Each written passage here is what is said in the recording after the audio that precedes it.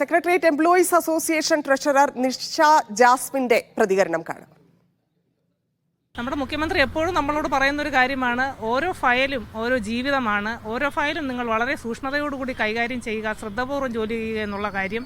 അങ്ങനെ വെച്ച് നോക്കുമ്പോൾ നമ്മൾ ജോലി സമയത്ത് ഇങ്ങനെ ഒരു റീൽസ് എടുപ്പിലോട്ട് പോകുന്നത് തീർത്തും തെറ്റായ ഒരു കാര്യമാണ്. എന്നാൽ ഞാൻ മനസ്സിലാക്കുന്നത് അവർ വിശ്രമ സമയത്ത് റീൽസ് എടുത്തതായിട്ടാണ് പറഞ്ഞിട്ടുള്ളത്. അതുകൊണ്ട് തന്നെ കൂടുതൽ അത് രൂക്ഷമായ നടപടിയിലോട്ടൊന്നും പോകണ്ട എന്നും, എന്നാൽ വിശ്രമവേളകൾ ആനന്ദകരമാക്കി സർക്കാർ ഉദ്യോഗസ്ഥർ ജോലി ചെയ്യുന്നത് തീർച്ചയായിട്ടും അവരുടെ കാര്യക്ഷമതയെയും മറ്റും നല്ല രീതിയിൽ പോസിറ്റീവായി എഫക്റ്റ് ചെയ്യുമെന്നുള്ളതാണ് എൻ്റെ അഭിപ്രായം. പ്രധാനമായിട്ടും ഇതിൽ എതിർക്കുന്നവർ പറയുന്ന ഒരു വാദമുണ്ട്, ഇപ്പോൾ ഇവർക്കെതിരെ നടപടിയെടുത്തില്ലെങ്കിൽ മറ്റു ഓഫീസുകളിലേക്കും ഇതൊരു പ്രചോദനമായി പോകും, ഇതൊരു തുടർക്കഥയാകും എന്നുള്ളൊരു ആക്ഷേപമൊക്കെ ഇത് എതിർക്കുന്നവർ ഉന്നയിക്കുന്നുണ്ട്. അങ്ങനെ ഉണ്ടാവാൻ സാധ്യതയുണ്ടോ?